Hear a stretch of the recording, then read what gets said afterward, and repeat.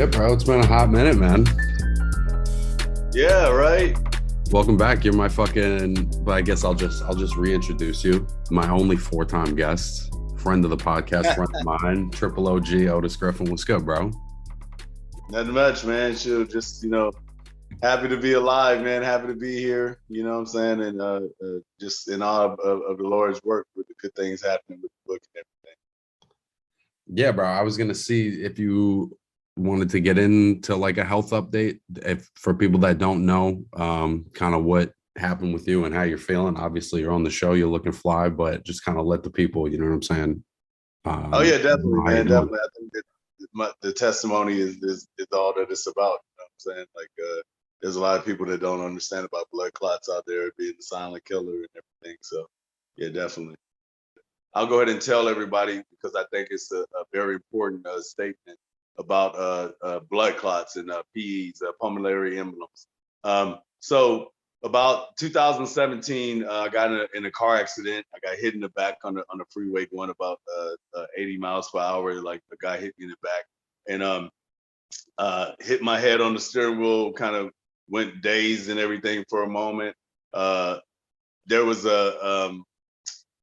like a Charlie horse that appeared in my left leg and everything that ended up from the rehab and everything, massaging and things of that nature. You want to be careful with that if you've ever been in any high trauma accident.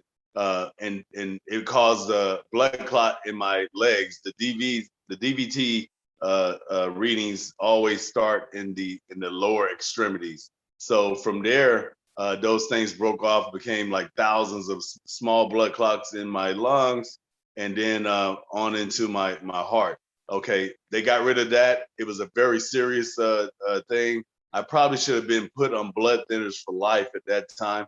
They took me, the hemo doctor took me off for some reason, and I hear that this happens to a lot of former athletes because we look so well on the outside that the doctor thinks like, oh, you know what, you're fine, you're young, get off that stuff and go on. But definitely, if you ever been in any high trauma accident, just go ahead and stay on the blood clots. That's my recommendation. Excuse me, on the blood thinners. That's my recommendation. So they came back about 3 weeks before my situation. Excuse me. Last weekend, I had a Charlie horse on the inside of my right leg. My fiance Melissa was like, "Oh, what if the blood clots coming back?" I'm like, "Oh, they can't come back because I don't make blood clots. It's not hereditary." And sure enough, it was. They broke them down into about 30 came out of my right calf. They took it out doing surgery. I have two in my lungs that were dissolved from the blood thinners, but I'm on blood thinners for life. They can't tell me to get off of them. I'm not taking any other supplements like all this pre-workout and all that stuff can cause blood clots. So just be careful and read everything before you put it in your body. So you got the book out now, right? Talk to me a little bit about that. How's that been? How's the release been? I know you've been working on that for a long time, so I'm sure it must be like pretty cathartic to finally get it out there and shit. Oh yeah. So what happened was back in when I was on the set of the Next Great Champ, back in the Fox set Next Great Champ of back in 2005. I used to have like all these production people walking around me and everything. Right? They're talking about everything that they're doing, the scripts that they're writing. It's Hollywood work, so everybody's like in there doing their thing and talking. And when they used to be talking or over at catering and everything, I just, me being me, I'm just talking to people about, what they do outside of this. And these people are like full on, like in the Hollywood life, you know what I'm saying? Talking about, stars and everything. So I'm like, oh yeah, man, like, like how do you write a script and everything? They're like, oh, well, there's a format to it. And, I have a lot of people don't realize, but I have a background, I have a minor in journalism. So when they were talking about it and everything, I got free time when we're not recording. So I started like, outlining, like, just to pass time for shits and giggles, just to start outlining like a story from myself. And I ended up writing like 8 scripts, right? But then the thing is my Hollywood dreams got crushed because I'm like, oh man, I'm going to be like the next Hughes brothers or something, right? And so I go over to one of the production people, and I'm like, hey man, I got these scripts. They're actually really good, man. At the time I had like 3 of them, and and I followed the format to the T, but just inserted my stories, right? And the producer's like, man, this stuff is good. This is really good. I can't believe you wrote this. Like, I was like, yeah, man, I just followed the template or whatever, And he's like, yeah. He's like, man, I can get you like $5,000, $3,000 I for remember this. you telling me that once. Yeah, and I'm like, They just want to buy that shit real quick. Like, yo, do you want like a $50 subway card for yeah, and I'm like, what? Like, dude, like even I'm not the smartest man in the world, but even I can see that if you get the right actors or whatever, like you slide this to the right person, like this is gonna make like $22 million or more. You know what I'm saying? Like even a box office smash or whatever. And I'm like, something was like, dude, don't give that dude. But even on the low end, if it was just like an indie film that made like $500,000, you're still getting a Yeah. very, small percentage of that. Yeah. So from there, man, they sat. They sat for all these years, and then my cousin Patrice Griffin she wrote a best-selling book called Unconscious Minds about her, Yep. childhood and everything, and rappers in New York taking advantage of her as a child, and other kids in the after-school program, molesting them and everything, and I was like, man, Patrice, man, I can't believe you wrote that. And then she's like, Otis, you could totally do that. And I'm like, man, and I'm like getting together, and I'm like, oh, I should write, autobiography about myself. And then I'm like, dude, you know what? Who wants to hear about another boxing story right now? You know what I'm saying? Like, if anybody wants to hear about a boxing story, it's like, like Ali or Tyson or somebody like that, right? So I'm like, there's just a whole bunch. My life is very interesting, so I just formulated a couple of events into different scripts. So I just bring those into a book, and here we are. It's really cool, bro. It's cool that the way that you found like your creative journey and how it kind of evolved over time. But you've kept at it. You know what I'm saying? Oh yeah. Well, man, me and you are friends outside the show and everything, so we're always just talking about. I always got my irons in the fire. You know what I'm saying? Yep. I'm always, they call me the glue guy, so I'm always connecting people and everything. And then with this, my right hand man, George Reynolds of MG Ring Productions, he just so happens to be tied in with a lot of people, in the world of production and Hollywood and everything like that.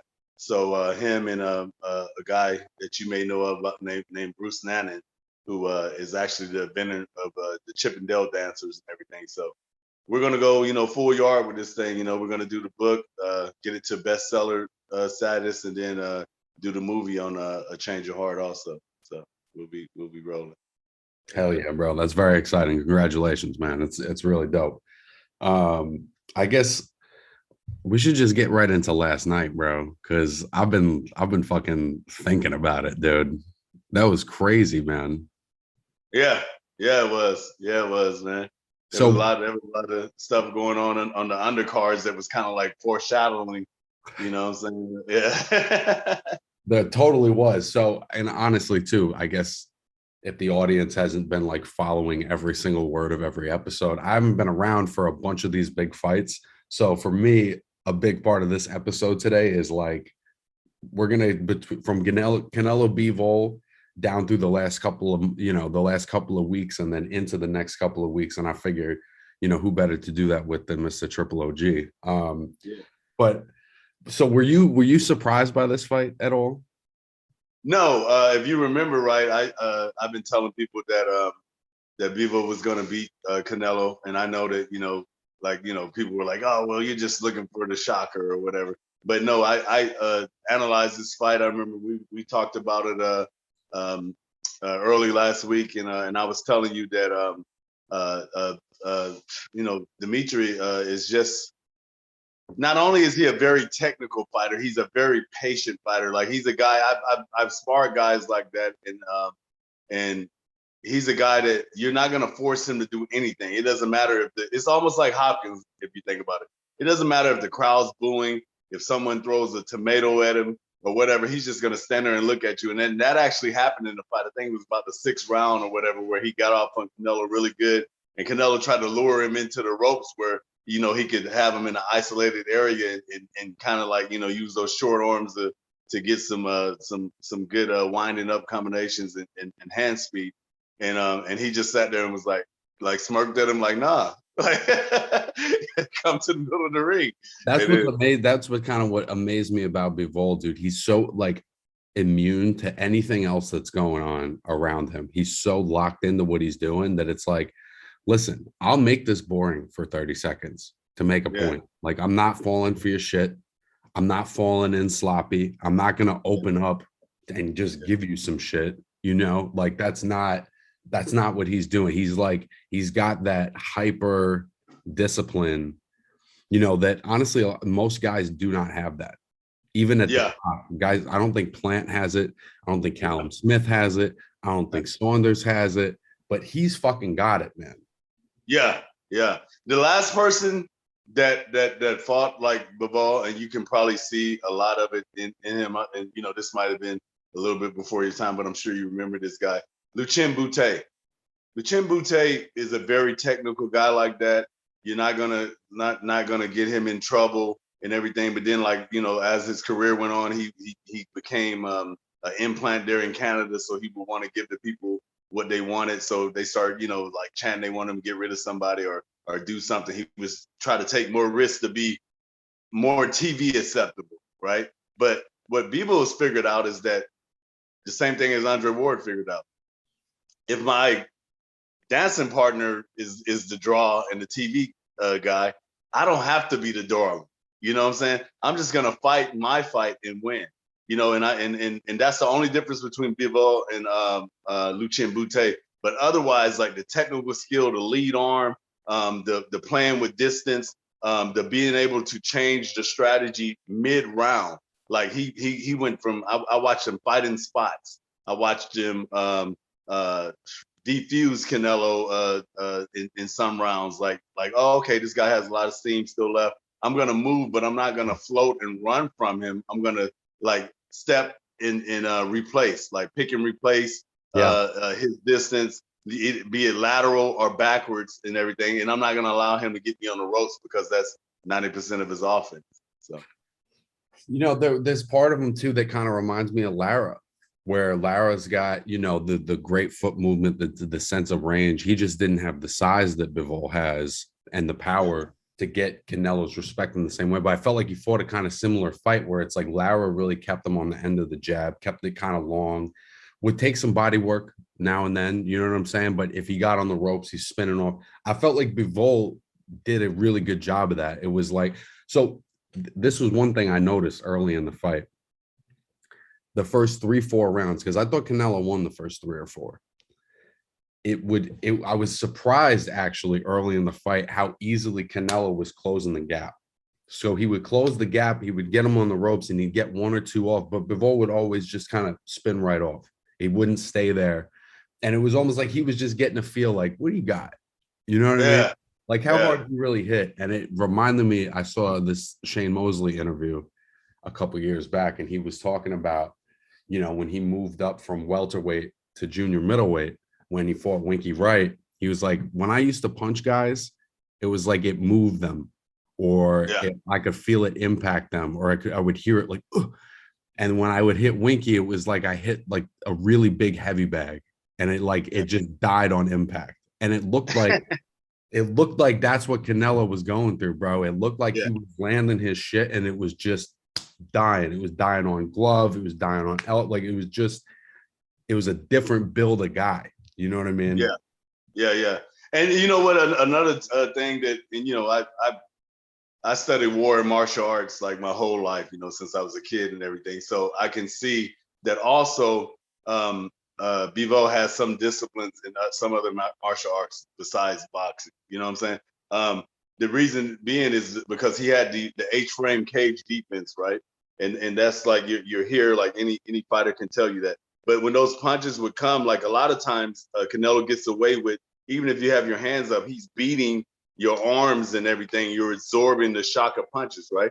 So what would happen was Canelo would go and throw like a wide punch like this, right? And instead of absorbing the whole punch, like people would do something like he would just go like that, right? Now it doesn't seem like much like to you guys at home, but like if someone's throwing a roundabout punch like this and I go like that, now instead of that punch going here and like maybe wrapping around and like hitting like a shoulder or something, now because I go out like this at that angle, like almost like in a Western where the guy in the bar is like blocking with the cuffs of his shirt, right? Like if you do that, now the punch goes here. You see the difference? Now Yep. you can't get there. And I saw that happen time and time again, even to the body, like where Canelo was trying to like, okay, I'm gonna go to this guy's body and kind of chop him down. Like he that cage defense and those little parries like that, like slight stuff, man. But it made him, he had no damage the whole night, pretty much. Not a whole lot, man. And he would do, I mean, he would do the high guard and he would slip, but you were right. He was catching him out there. And I remember when I got to train with Alfonso Gomez, he kind of showed me that move like for real. And I had always been like a keep it glued to my face and moved with it kind of guy. Yeah. But when he started showing me that and how it could just, if you caught it at the right spot, it might hurt a little bit. But you're gonna de-impact so much of that power. Oh yeah. You know? You go from taking the shot, being in the wheel well of the punch, like say if the punch was coming, it's an overhand that's coming like this. Now it like you stop it out here, and you remember Canelo doing like almost like a quarterback, like a D lineman coming around to sack a quarterback, and he's trying to throw the ball downfield, and he just so slightly pulls his arm, taps his arm backwards, and then now the ball goes like 5 feet. Right. It's the same thing. He's interrupting the flight pattern of the punch. So, Exactly. Yeah. It really, I felt like the big one on this fight was as Canelo's moved up in weight, his power has always held up. It's always impacted guys at some point, even if he doesn't stop them. Just his level of explosiveness has always played in, and I felt like on this guy, it just wasn't enough. Like he's not going to physically be able to impact this guy. If they're gonna rematch, he's gonna have to outthink him. Oh yeah, and see the frustrating thing about guys like Dubois and my good friend Lucien Bute is and even Andre Ward. It's very taxing to try to outthink these people, and a lot of times in human nature, you just throw in the towel. And that's what happened to Canelo. Like you saw him start to get frustrated, starting to roll his eyes, like, shake his head, like throw his hand, put his hands down, like try to do the old Mexican, draw the line in the sand, like, no, you come to me type thing. That's all frustration that like where he's tired of the cerebral warfare. You know what I'm saying? And Right. that can happen with those kind of guys, because not only is it a cerebral warfare, but they're still doing enough to cause instant action in the fight, like fighting in spots, like combination punching by Dubois was off the Richters, man. Like those like 4 and 5 punch combinations that he was getting through the guard, and then once he gets what he wants, he just gets offline and goes back to do whatever he wants. Now the ball's in Canelo's corner. Yeah. All speed too. All speed, all straight. You know what I'm saying? Nothing big, wide. He's not winding up. It's just do, and then he gets out. You know what I'm saying? He just resets. He's throwing all 5s and 6s. He's not throwing any fucking 10s. But he's doing that because he knows, like, I'm fast enough and long enough, or if I keep it right here, he can't get me back. Exactly. And that takes a lot of discipline. That's what people don't understand. Because I've been in situations like, like as I got into being a main event fighter and everything, like I knew how to break a guy down for like the first 5 rounds or whatever. But then like me, I was starting to get bored or off the game, because I'm like, okay, if I got you broke down in the first 5 rounds, I'm just going to try to, get you out of here or whatever. But with him, it's like, no, I'm going to take everything that you give me. If you only give me a hip and a shoulder, I'm going to take that hip and shoulder, and I'm not going to go in any deeper. It's almost like it's funny because, like I said, I watch a lot of war stuff. It's what the Russians did to Napoleon back in the First World War. It's scorched earth. It's like, okay, we're going to allow you in, but then we're going to take away all your supplies that are around you, your infantry and everything. And Yeah. now we're going to watch you slowly die. It's You know, death by 1,000 little cuts. Yeah. It's death by 1,000 little cuts, man. He's not in a rush. That's what's so good. That was really what fucked me up about it. I was like, wow, he's really just doing it his pace. You can't fucking get this guy to rush. Yeah. Because Canelo was doing some slick shit too. I actually thought his defense was really good. There were some of those Bivol combinations that he was slipping and blocking, and I felt like the commentary was reacting more so than Canelo. Oh yeah. I thought Canelo's defense looked great, and there was rounds where he was moving forward and pushing him back. It didn't do it, bro. It didn't do it. The guy just doesn't. He doesn't get shook at all. Nothing wavers Bivol at all. And you know what's great about this fight and what's going to make it a timeless classic is that the fact that like many people will say like, oh, well, he finally met the right light heavyweight or the guy was too big and all this stuff. No, he got I won't say got a boxing lesson because Canelo actually did very well, but there was some cerebral warfare in there that he has never ever witnessed in his life. You know what I'm saying? And that's what happened. It had nothing to do with the size of being a light heavyweight or the strength and everything. Which I mean, all that plays in or whatever. Because I feel like Bivol is a jack of all trades. Like and also he has very sneaky power. Like those punches that we're getting through, they were combination punches and everything. But you can tell that the pop on him, Canelo didn't like that. You know, he didn't like being touched that way. Yeah. No, I mean, and to be honest with you, I think the power did impact it. And maybe Bivol's not even the hardest puncher, but between Canelo not being able to impose himself physically, and then on top of that, you know, I don't know if I've ever seen Canelo that puffy. I don't ever if I've ever. Oh yeah, man, he looked like Mr. Crab out there, man. God, he was looking puffy, bro. He got his spray on tan beat off of him, man. Yeah, bro. You know, he was looking puffy. He wasn't. There were times during the fight where he was not rushing to go at Bivol maybe the way he needed to, and I think the power was a factor. It's just Bivol knowing how to set it up and how to stay disciplined. You know, Canelo's like, what am I going to take to get inside? So then he starts doing the, you know, let me see if I can get him to come to me, and Bivol's too smart for that. He'll just wait you out. Yeah, it was a classic game of I remember my corner Sabadima team or Nasser Navarone, John Tanny, Ray Woods. I remember coming up and guys saying, "Hey, don't give him any success. No success for the first 3 rounds or for this no success." And that's exactly what he was doing. Is scorched earth, like literally, like he was like, "Oh, got my points," and oh no, I'm not going to give you that. I'm not even going to stand here for you to block your shot. Like, I'm gonna have you swing it air. You know what I'm saying? It was, when you really break it down, man, it was such a beautiful thing. I could watch that fight like 30,000 times, man. And just find something else, So, but bro, so you were a light heavyweight, right? You know how big these guys are. It's but 175, 168, those are like the trickiest weight classes. I know a lot of people say, because it's guys that move like middleweights, punch like heavyweights. Do you think that Canelo's a light heavyweight, or do you think that he finally just met a bad boy that just had his number last night? I think that much like Sugar Ray Leonard and the Big Four guys and everything, I think that Canelo can fight anywhere between 154 to light heavyweight. You know what I'm saying? And even the right cruiserweight if he matches the right guy. You know what I'm saying? But I just think that being a jack of all trades with Dimitri Bivol, he can do everything. He can box. He can, he can bang.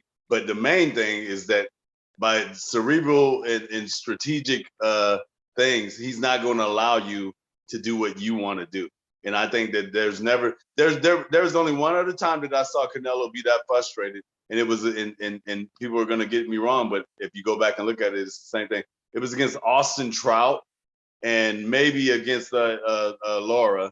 But then what happened was the other tricks that that Canelo did, he ended up making them fight his fight. You see what I'm saying? But with Bivol, it was like, okay, I see that you got a little bag of tricks. I'm gonna make you fight my fight. And he's like, no, I'm just gonna stand here and look at you. And I think that's always what gets fucked up in a fight like this, where it is such a big upset. Like, it's hard for people not to look at this fight only from Canelo's perspective, in a sense, like how this is good for Canelo, how this is bad for Canelo, that it's a off night, or that whatever that narrative is. And in a lot of ways, it feels like this is just a tribute to Bivol, because to me, I still match Canelo with anybody else in my head. And I got him the favorite. I mean, even against Joe Smith, against Artur Beterbiev, all these bigger light heavyweights, they're more hittable than Bivol. Yeah. So I still give Canelo the chance to create those openings and have more impact in that way.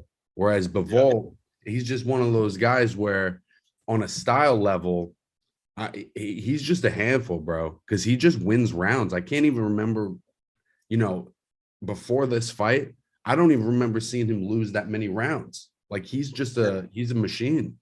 Oh, he's a constant machine. He really impressed me when he fought against Joe Smith. That's when I really was like, you know what? But you know who's always been singing about Bivol the whole time? Like, I run into him in traffic and everything. Andre Ward. Andre was like, dude, that's the next dude. And I'm like, yeah. I'm like, man, he's kind of small though, isn't he, for light heavyweight? He goes, OG, that's the dude. I'm like, okay. And then I started watching him more, and I'm like, oh man, he has that Russian lead arm where, like, he's doing the whole, like. And that up jab is tricky, bro, because you're not necessarily expecting that he's gonna shoot it off the hip so low. Like, he's shooting that shit from his knee sometimes, but it's quick. Yeah.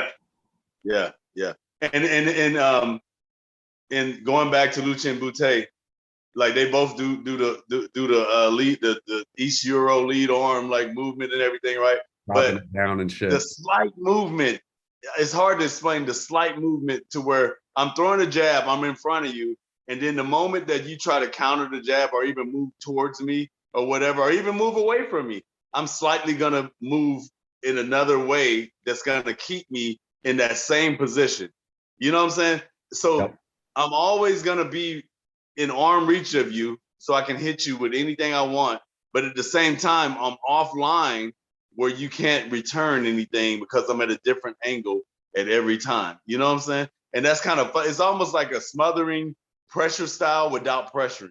And I think Canelo was feeling that. He was kind of like, and then at times Canelo would be like, okay, maybe I'm tripping. He's out of range. He's not going to hit me. I'm going to drop my arms, kind of relax and everything. And then people would just hit him with a 3-punch combination. Bop, bop, bop, bop, bop, bop. And he'd be like, oh man, this guy can reach. So it's Right. like, it's the optical illusions that he was playing too, And maybe even like those like I don't even know how to call it, but like those pockets of respect that guys give, where he can kind of walk around the ring and do it. Bivol would disrupt all of that. Yeah. He's No like, time no time to rest. And then just because I do that, you think I'm going to follow you to the ropes? Yeah. And I, in my last pro fight against Alexander Grovic, how do you say his last name? I forgot.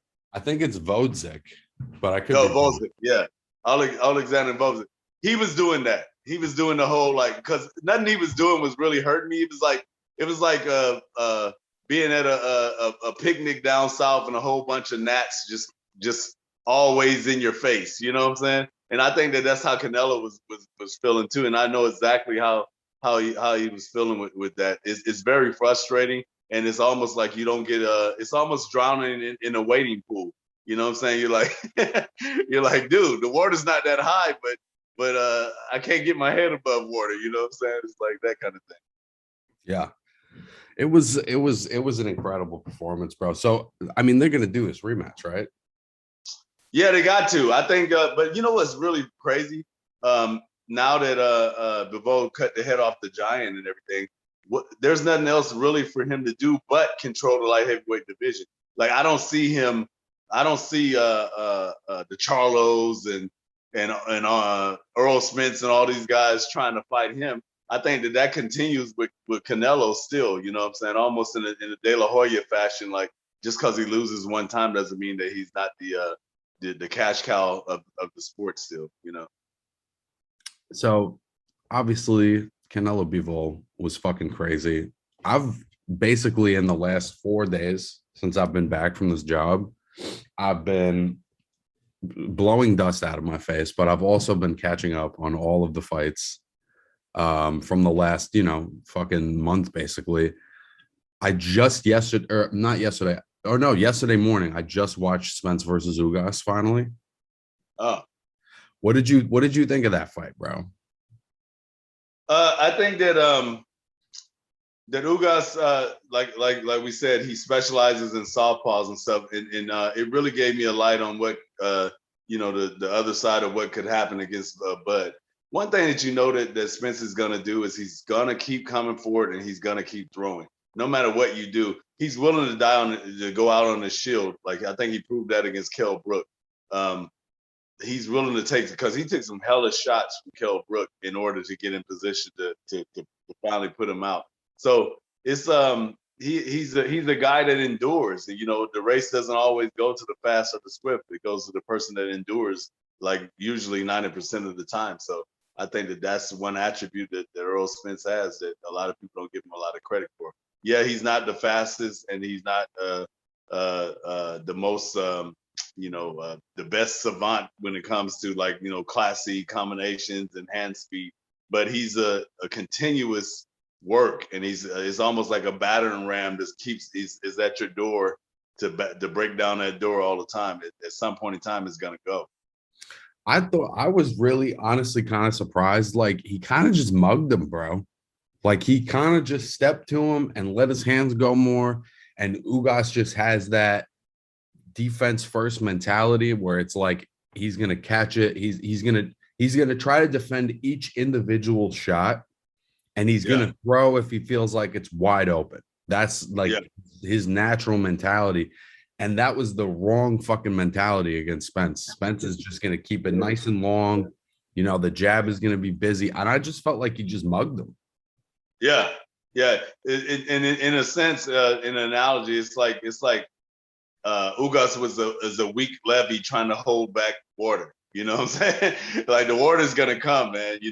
And you can't hold it back. At some point in time, you gotta like release and let it go into another reservoir or dam area, and then try to steer the rest of it other places. Like, and I don't think that Ugas really got that. I think he again going back to what we were just talking about in the last fight. A lot of guys they have plan A and B, and then once it gets taken away from them, they don't have another plan. So.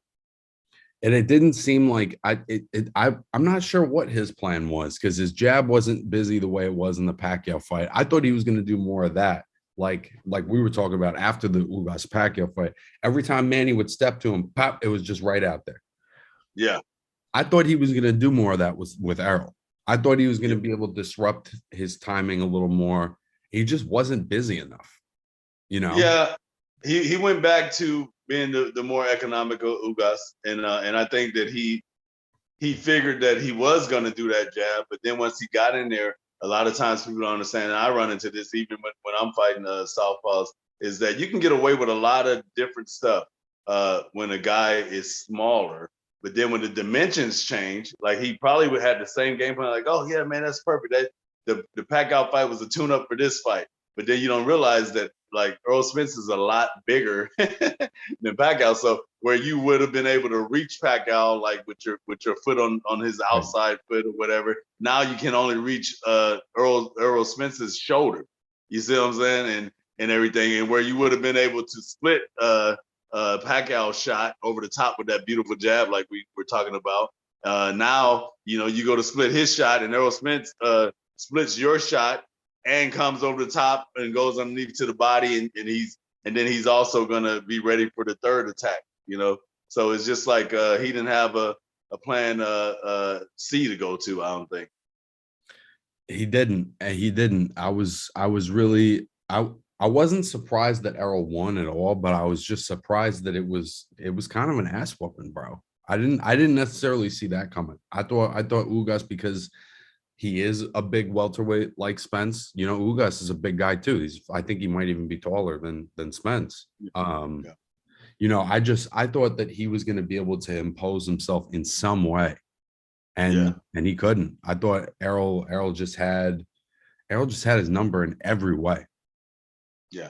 Well, one thing that people fail to realize, Errol Spence, besides his size, his bones are very dense. Like he's a very hard country like bunking. You know what I'm saying? Like Carl Froch had that in. You know what I'm saying? Uh, um, who's the other guys that were just Deontay Wilder.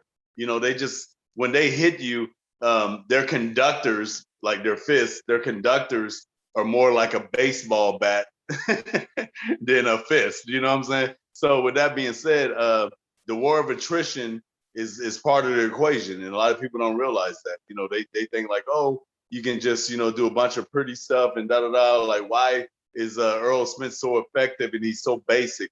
Well, it's because of that those other attributes that he brings, like the density of the bones, the will. Like he's gonna walk you down. Like you talking about a guy that was in a Ferrari that flipped over on a freeway with the top down and then got out of there to fight Danny Garcia. You know what I'm saying? So like you talk about will, like I used to think I had a will, but after seeing this guy come back and the fights that he's chosen since he's come back, I'm like, good Lord, if this isn't a Hall of Fame run, I don't know what is. And I feel like he's not really getting the credit for it because he is making it look so fucking easy. Yeah, yeah. But that man, this dude, man, he if he gets Bud, if he beats Bud in any shape, form, or fashion by knockout or decision, we're talking about him being in the history books right up there with like a Mayweather. Like he probably I would be able to argue that maybe even better because all of his guys were prime guys. Yep. And he was not the favorite, the over favorite in almost any of the fights. Like like I can't tell you how many fights. Like Kell Brook was supposed to beat Earl Spence. You know what I'm saying? Danny Garcia was supposed to beat Earl Spence after that accident.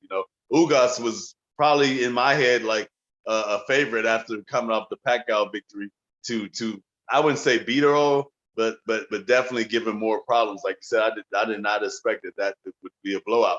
Going in against Bud Crawford, I got Bud Crawford over Errol Spence, but I could definitely see it going the other way. So with all that being said, this guy's on a hell of a run that we're not going to be able to realize how great it is until after it's over. Yeah, I mean, I've always thought that Crawford was going to win.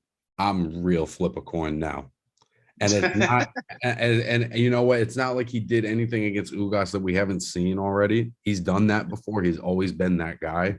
But I think just the fact that he sustained it and that this was like maybe the best that he's been after the accident, detached retina, all of that. He's making it look fucking easy. As much as Terrence is an amazing fighter, I just don't, he hasn't been in with consistently with this level of competition every single fight the way Errol, you know what I'm saying? And I feel like Errol's had to push himself to places that Terrence hasn't. Yeah, yeah. Errol's had a murderous row of competition where Terrence, the accolades of his competition on paper is great, but when you go like pound for pound, like who he's in the ring with, like I could see people going, like on paper it looks great. You come up weight classes, you fought the who's who of the different weight classes and things of that nature, and you can't take anything away from my guy Bud. Like I love that guy, But at the same time, when you look at the it's almost like that old video game Kung Fu when you're walking up the stairs. See, that might be before your time too, but I remember Kung Fu, like you'd be walking up the stairs. It was almost like Bruce Lee in the Game of Death, right? When he gets Kareem at the top. Errol Spence is Kareem at the top, and Bud's walking up these stairs to beat everybody. And I'm just waiting to see if he's gonna get that big old foot put on his chest, Yeah, I'm real flip a coin on that, bro. And I never have been. I've always felt like Terrence had more things that he could go to. In some ways, I still feel that way, but just the level of dog and just the way that he's beating top level guys outside of Sean Porter, the dominance that he's having, easy work. This was easy work, bro. At the end of the day, the Danny Garcia fight was easy work. Mikey Garcia was easy work. You know, a lot of these fights that he's fighting top level guys, it's just easy. And with Terrence, it's usually easy, but he's not fighting other guys that are in the top 10 for the most part. You know what I'm saying? He's fighting that one class down because he's been, you know, so promotionally isolated. Yeah. Now, what is the chance of like a guy like Boots Enos disrupting the apple cart or whatever? Do you think that they even dare roll the dice with that guy, or are they too far ahead of him? I think that they're probably too far ahead of him at this time. They're probably like, look, dude, like we're gonna fight these prize fights, and you need to prove yourself against other champions. So I think after Canelo getting beat last night, that maybe a guy like Boots Ennis or whatever gets thrown into the category with the Charlos and people Dude, like shit is that. shifting. Shit is shifting. Yeah. Like things are moving around. Things are changing up. Guys are losing that aren't supposed to lose. You know what I'm saying? Like, I really think like shit is changing up in boxing, and who we're gonna see as the top is gonna rotate and change for a bit. One thing I've been seeing in boxing, and over the last couple of months, because of the guys I'm managing, I'm watching, I'm at fights and watching things. A lot of the old school boxing is gone. I was just talking to one of my kids that I manage, and I was asking him because he was sparring and everything, and I'm like, dude, what are you guys thinking about when you're in the front door all the time? When I say in the front door, that means that, hey, I'm making an agreement that I throw my punches. This guy, I go to defense, he throws his punches. We're looking at each other the whole time. I'm never walking around him. I'm never stepping around him this way, counterclockwise, clockwise. I don't understand how come in a modern era like we're in, how boxing is taking a strategy step back. It was refreshing to see that the bowl can do that. But if these younger guys like a Boots Ennis or Montana Love, the reason he was struggling, that was one of the fights I was talking about too, was in the front door the whole time. Hey, I'm coming. Hey, I'm stopping. And now the guy's timing him with a wild hook, that end up knocking him down and everything. He finishes the guy or knocks that guy down, but doesn't go to his body and change angles or hit him with a blind shot, throw an overhand followed by an uppercut, because now he's going to duck and walk into the uppercut. It's just like a lot of cerebral knowledge has been lost in boxing. And if that continues, what you're going to see is a rise in the Ukrainian and Russian champions, because old school and Cubans, because those old school boxers, they still teach all that stuff, Well, and I think there are guys in America that are carrying that. Like, I think Shakur has that. There's, guys like Keyshawn Davis. There's Boots is a perfect example. I think there's guys in the new generation that are doing that. And honestly, I think they're doing it at like a higher level, at a younger age than a lot of guys were. Now, in a broad sense, as far as like if you're going gym to gym, I think there is some of that. But I think like at the very top, but you were talking about is can Boots get in that mix? I think he's at that like not progression, as far as his progression, but he's in like a similar spot to like Edgar Berlanga, where now it's like I got to see him with Keith Thurman. I got to see him with he's got a tough fight. The dude Clayton, that's a tough fight that he's got coming up. So, but I think there's a couple of new young welterweights. The dude Stenionis, I mean, he's a bad boy. I don't know if you've seen him yet. Yeah, that's another war of attrition guy. You're gonna start seeing a lot of these war of attrition guys start beating people, because I'm gonna tell you, man, a lot of these guys they're catering themselves towards more the Mayweather thing instead of the Rocky format, where you're just like, hey, I'm willing to get dirty, and a lot of guys are like, oh man, I don't want to be in any fight where I'm getting touched and all this stuff.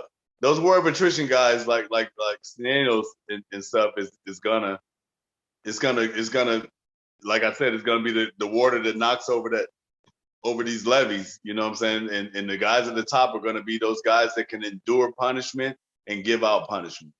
And especially at welterweight, I think between Ennis, Stanionis, Virgil Ortiz, there was another guy, Giasov, who was on this card last. Like there's some good fucking young welterweights that, the current champion generation, the current top 10, they're gonna be in for an awakening, dude, because these guys are fucking young and they're developed.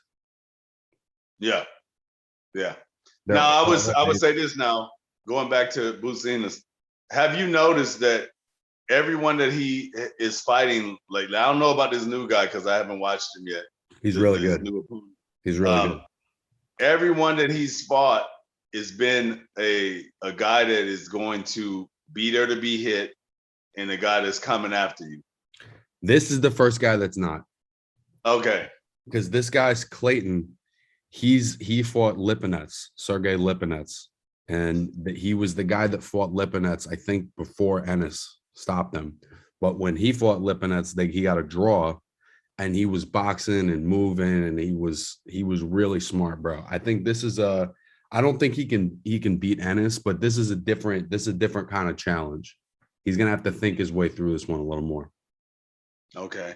Yeah. Now that's what I was looking for, because I started to feel like, a matchmaker can actually derail a guy's career if he's giving him people that aren't conducive to, like for instance, we already know who's at the top of the division, right? Let's say that he's gonna face a guy like Sean Porter, which Sean Porter already went on record to say, hey, he's so far back, I don't need to, like, by the time he gets up here, I'll be retired, like, type thing. But let's say he fights a gatekeeper like Sean Porter or whatever, right? So right now, none of his fights have developed him for a Sean Porter fight. You see what I'm saying? Sure. Like that's a problem, and that's where we get into situations where we're like, oh man, this guy looked invincible, and oh dang, maybe he's not as good as we thought. But it's not that; it's just that he hasn't been developed properly against. It's like, but it's like being he's a guy that suffers from he makes it look easy too. Like Lipinets is a tough guy, bro. Lipinets gave Delorme is a tough guy. Delorme's never been wiped out like that. Delorme won 3-4 rounds against Terrence Crawford. So he's beating guys that aren't top guys, but they're tough and they've been in the mix for a while. And I think he's just making it look easy. Now that may stop, when he gets to a certain level. That may stop when he gets in with a Danny Garcia. He might start to, somebody in the lower part of the top 10, he might start looking real normal. That's what we got to find out, Yeah. I'm looking forward to it though. I like that guy's demeanor, man. I like his hunger and everything. What about your guy, Montana Love? What'd you think of his fight? I mean, it was disappointing. It was disappointing. He's had some really cool, explosive performances lately. The Baranchik fight was incredible, but it seemed like they both kind of shocked each other a little bit, and then they didn't really know what to do. Like they both hurt each other. They both were trying to think their way through. They both made good defensive adjustments, and then it just turned into this like stale fight. You know what I mean? And I just don't think the last 2-3 rounds he started letting his left hand go, and he was landing it a lot. And so I think it just took him a while to learn like what I got to do against this guy because he's tall and whatever. But it just it was kind of stale. It was just a stale matchup because they both, I think, shook each other up early. Yeah, I think that like I said, I like the guy in the ring. You know what I'm saying? I think that he has really good power and flexibility, a lot of good upper body movement and everything, right? I think he gets in sense with his offense where he doesn't have a variety of things to do, which what he doesn't understand is that's fine, but you still got to use the basic stuff. Like you can beat guys with a 1-2 at different levels, you know what I'm saying, or with a jab, or whatever. You don't have, everything doesn't have to be a beautiful counter or a beautiful combination or something, you know. Yeah. And I just think that he's getting to the point where the out of the ring stuff is starting to bleed into what he's doing. You know what I'm saying? Like the, oh, I want to be a star. I want to bring my dog and walk to the ring, you know, with rappers and things of that nature. I think that he's a little bit premature on that kind of stuff, and he better get focused before he gets sniped, you know. Yeah, I think I agree with you. I think it's like it's this tough medium, right? Where this generation, guys like my age and a little younger, everybody's being told like, well, you have to market yourself. Mm. You have to market yourself. It's not Top Rank's job. It's not PBC's job. You have to market yourself. You have to be the social media star. And then when they go to do that and they're fucking maybe looking a little too big for their britches, everybody gets upset with them. So Yeah. we can't have it both ways. Like, it's not even necessarily a presentation that's appealing to me, but it's like the whole game is telling them that you have to market yourself. You have to push your value. You have to do these things, because if you don't, these larger promoters are not going to be interested in you.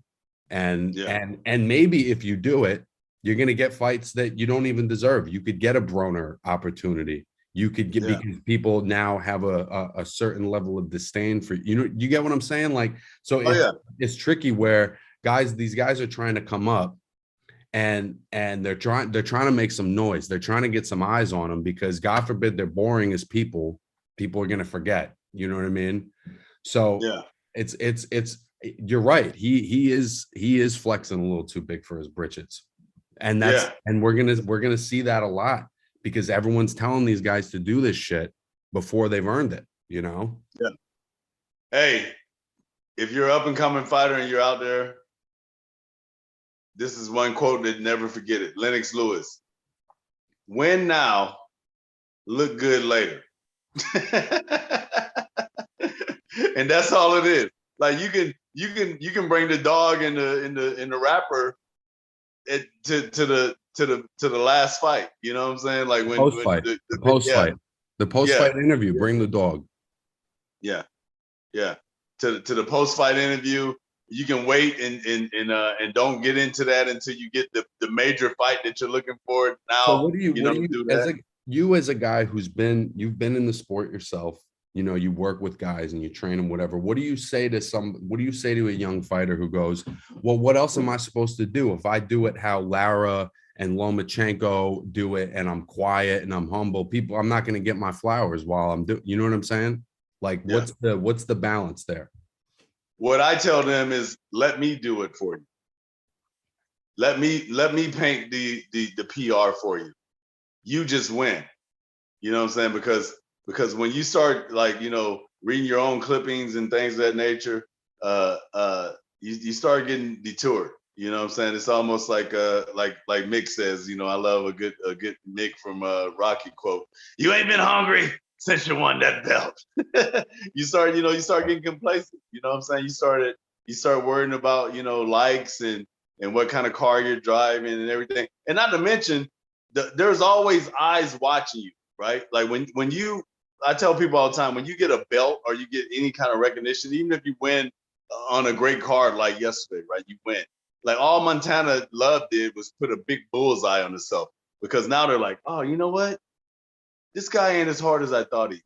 You know, he's kind of, you know, I kind of think he's soft for the dog thing. He's thinking of, like, who does that? Like, I'm just talking about, like, you know, opponents, future opponents. And then they're like, and that guy that he was in there tooth and nail with, I sparred that guy. Like, I got with him in the gym. Like, dude, I'm gonna set my sights on Montana because I want what he wants. Now flip that. Now Montana's like, oh man, I got past that guy. Oh man, that guy was a lot better than I thought. Hey, but did you see my ring walk? Oh yeah, everybody loved that. I got all buku likes on social media. Oh, wait until they see what I do next time. You see what I'm saying? You're more worried about something else instead of preparing yourself for D-Day. You know? Right. Get the real shit in line first, and then worry about the show. And you should worry about the show to some extent, but that has to be secondary to the fight. Otherwise, people are gonna see through that. Like people saw through the Broner thing so quick. Yeah. It was like he was the next Floyd, and then all of a sudden it was like, no, not this fucking guy. It Yeah, happened he went quick, too man. far in. Never, nobody goes full retard, you know? Yeah, bro. I mean, I agree. I agree. I just real quick. I wanted to go back to Canelo and Bivol. How do you see a rematch playing out? And if you're Canelo, what are you doing different? If I'm Canelo, I gotta use more aggressive head movement and come at him. I have to cut off half the ring and maybe put him in a corner of the boxing ring for like 80% of the time. You can't give a guy like Bivol free space in center ring, which he's gonna be fighting like hell to make sure that he maintains that free space. That's why he's so good on that probing jab. That all that is making sure that he's controlling the fight, you Yeah, know. he's maintaining that bubble around him. Yeah. But with Canelo, he's gotta instead of being in a square, he's got to be in a rectangle, draw a half line, and then in that half line, he's got to walk him to one of those four corners. And when he's in that corner, that's when he has a fighting spots the most. That's what I would do. And then after I get those points, then I'm gonna kill time with what I call eye candy. I'm gonna, shake a couple jabs at him, do a whole bunch of, like Mexican, celebrating and everything. Pretty much he has to do to Bivol what Sugar Ray Leonard did to Duran the second fight. I think a big part of the strategy has to be, like you said, you can't give Bivol that space, that room. And that's a challenge because he creates that himself. You know what I'm Yeah. saying? He creates it with that jab and the discipline. But I feel like if Canelo can keep the foot pressure on him, but he's going to have to do something that he hasn't done a lot of, right? Canelo's always, even, when he's the bigger guy, he keeps it at an arm's length as well. So Yeah. in my mind, I see Canelo having to really like get shoulder to shoulder with him and make it physical and just smother the fight altogether. Oh yeah, he has a smother. But he's never really been one to do that. He has always kind of kept it at his own distance. So I think he's just going to have to make the whole thing, as uncomfortable as he can, kind of give him that Maidana treatment and just shove him around, you know what I mean, as much as he can. Because if not, I just feel like Bivol can do exactly what he did. And, over and over every round, like we said, the discipline's crazy. And I think in the second fight, the thing that can be dangerous also is that now Bivol knows that he has to do certain things, right? He has to take away he has to limit the real estate and all that stuff. Now Bivol is going to walk him into bigger power shots. You see what I'm saying? And that can mean Canelo getting stopped. Now, let me ask you this, with that being said. Have you ever seen Canelo in a war? Even in the earlier years? The second Golovkin fight, I would say that's the only one. I think maybe Alfonso Gomez fight was the last war I seen him in or whatever. Canelo doesn't really like to trade with people. A lot of people don't realize that. But he likes hitting you.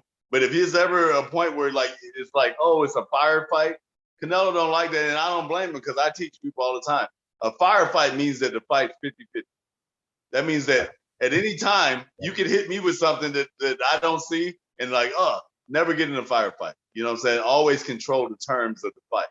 So I applaud him for doing that, but I noticed that he doesn't like doing that. So if he ends up doing that in the second fight, it could end bad for him and everything. And another thing that people don't realize, and this is me coming, this is the cross trainer football Otis talking. Canelo is a limited athlete. A lot of people don't see that, but I see it. The short legs, the thick ankles, he's not very fleet on his feet. Now, there's only been a couple people that can take advantage of that. I think Laura took advantage of it a little bit. Mayweather definitely took advantage of it, and Bivol took advantage of it. Like those slight movements and stuff. Those are because Canelo's so foot heavy that once he attacks you straight on, now you move laterally just a little bit or you slightly, step out of the way. it makes it harder for his athletic ability to pick up and redirect. You know what I'm saying? He got good feet, but he doesn't have great feet. Like he has pretty much great everything else, but Exactly. the feet, the foot speed part of it is the one thing where he's like not great. Yeah. For somebody with great footwork, I mean, like when he fought Danny Jacobs, he was bouncing around the ring and doing it. So like he can do that, but if you're a guy that's your thing, he's gonna have a hard time keeping up with you. Exactly. And what are the guys where it was their thing? Laura, it was his thing. Yep. Mayweather, it was his thing. Bivol, movement is his thing. So now you're in trouble, and those are the fights where he was in trouble, and that's the correlation. Movement is a correlation for him, but not like movement like, oh, I'm just gonna float around the ring for no reason. It's like strategic movement, like step in and replace like situations, like, oh, you take 2 steps, I take 2 steps in another direction, not straight back, not at you. You know what I'm saying? So is that kind of chess match for him? But yeah, I don't see him winning the second bout, and I see maybe him getting stopped. Really? So you think Bivol just has his number, and he's not going to be able to change the tone of the second one? Yeah. I mean, it's pretty crazy, bro. So let's play that out for a sec. He loses the second fight, right? What is the Canelo era over? Does he just move back down and keep doing what he's been doing? And we just, you know what I'm saying? How do you see that playing out? If he loses the second fight, I think that he can find a home at 160. He can find a home at 160 and make guys from 68 come there, or guys from 54 come there, like Errol Spence and stuff. If I was his manager or PR guy, I would say, hey, we're gonna build this this second Bivol fight up, like maybe have it on in September 24th, which is the not Mexican Independence Day, but Mexican National Day or whatever, right? And build it up, have that fight, win, lose, or draw. I go, hey, look, we've already made history. We've already done the multiple weight classes. Let's make 160 our home, a weight that we don't got to weight drain ourselves to get to. It's a weight that we can control. That now you got Errol Spence has to come up and get bigger to fight at, and now my guy Benavidez has to come down and be weight drained to be at. So now it's also a strategy advantage for us too, and it's a classic weight class. So I think that he has, if he loses the Bivol the second time, that he has probably about 3 more fights at 160 that can be made that are paramount social media fights. I think personally, and I could be wrong about this, but I feel like he's thick enough now and his body's settled into these bigger weight classes enough where I don't see him going back down to 160. Now I could be wrong about that, but I just think that he's looking a little too thick for that, bro. I think it would take something out of him to get down to that. I think he's gonna, if he win, lose, or draw to Bivol, I think he's probably gonna go back down to 168, where he's got every belt, he's got all the control, he's got all the leverage. Anybody at that weight is gonna have to go through him to get to a title. So he's back to being the A side. Even if he fights Benavidez, it's like, what? You're fighting me for all 4 belts. So yeah, who has the leverage? You know what I'm saying? So I think 168 is in his future, and then he's already fought guys at that weight. He knows the power. So if he wants to fight Andrade, if he wants to do the third Triple G fight, if he wants to fight Charlo, he can ask those guys to move up. Well, they got him listed at what, 5'8"? Yeah. He's 5'6", maybe. I've been by Canelo several times. Have you ever stood next to Canelo? No. He's 5'6", maybe. So what's going to happen to him if he stays at 168 is the same thing that happened to Vinny Pazienza when he fought Roy Jones. One of these youngsters are going to come up there, and they're going to be physically bigger, physically taller, more athletically apt, and they're going to make him look like Vinny Paz against Roy Jones, and that's going to be his Warrior's death. You know what I'm saying? So I'm telling you, like, like 160 is not only the place that he needs to be. He makes that weight easier. I know that he's bulked up a little bit, like put on some muscle so he can handle these super middleweights and light heavyweight guys. But if he wants a little bit more longevity, if he wants to, max out that matchroom the zone contract, he better go to 160. If he goes to 168, like how we said at the top of this program, is that weight class that is very deceptive because you got guys that punch like heavyweights, but they move like middleweights. You know what I'm saying? 68 and 75, man. I used to be, man. 68 is a very scary weight class. You can run into anything at 68, bro. You know what I'm saying? You Right. can run into a young Chad Dawson, or you can run into one of these. What's my man's name? That's he's quietly taking everybody else. Two guys actually. Jamie, whatever his name, the Mexican guy, Jaime and then you Munguia. got the what's that? Jaime Munguia. Yeah, I mean, yeah. And then you got the other guy, the Golden Boys raising that's under everybody's radar, man. That 75 and 68 starts with a Z. They're Gilberto Ramirez. Zurdo Ramirez. yeah, Zurdo. Yeah, Zurdo. Yeah, that guy's under everybody's radar. Nobody's talking about this guy, man. Have you seen him fight? I've been watching him for like 10 years, bro. I saw him when he was, when he was young. That guy's a world beater, man. He's awesome. He just gets hit too easy. Like anytime I've ever seen him, there's always like a weird moment where he gets hurt in a fight he's dominating. And I think that's like maybe part of why he hasn't progressed in the same way. Because I remember I saw him fight, I want to say like 2013 was the first time I saw him. And it was like a pay-per-view undercard.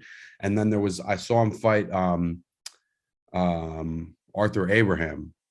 And he completely dominated the fight, but there was like 2 or 3 weird moments where it's like you're dominating the fight and you're getting caught.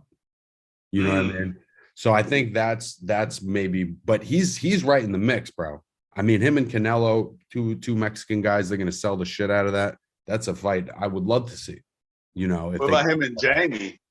Him and Jamie. The thing is, Munguia's still, I think, at middleweight. No, I'm pretty sure he's still fighting at 160. Yeah, he's 160, but I'm like, he's a big middleweight, so maybe he goes up. But getting back to what you said about Canelo, 160 is the spot because it's also the midway station for all those other guys. Like he can't make the Charlo fights and all those kind of things by having these guys go up to 75.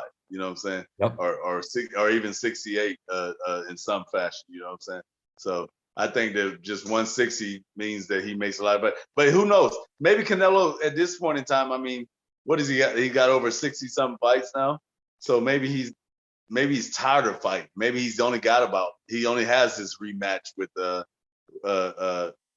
Dimitri. I mean, look, bro, he was doing interviews this week where he was like, I think I got like 5-6 more years in me. So, I just think that I think he's got plenty of juice. I think he got caught, but the wrong guy. The Bivol is just the right guy at the wrong time. Yeah. Maybe I'm all I know is, man, after after you get about 40 or so some fights, man. Well, and I looked it up this morning, bro. He's 57-2-2. Yeah. After but right about 45 fights, 50 fights. Even Chris Bird, James Toney, and those guys started being like, man, it becomes taxing. I look back, man, and I really look at this stuff, and I'm like, dude, like I could have really, if the young Otis had the older Otis as a PR guy, I would have maximized everything in 25 fights. Right. You know what I'm saying? I know, no boxing fan wants to hear this or whatever, but I think that the correlation and, getting back to all the other stuff that we're talking about. And also I was a little different. I had to play in the NFL also in football since I was 6. So, but the correlation between how many contests you have left in your body and in what these guys are doing as far as longevity of their careers, and even stuff that I'm finding now from reading over this last week about like how blood clots and everything are affecting older athletes. Like there has to be some correlation to the damage and the trauma that your body's going through.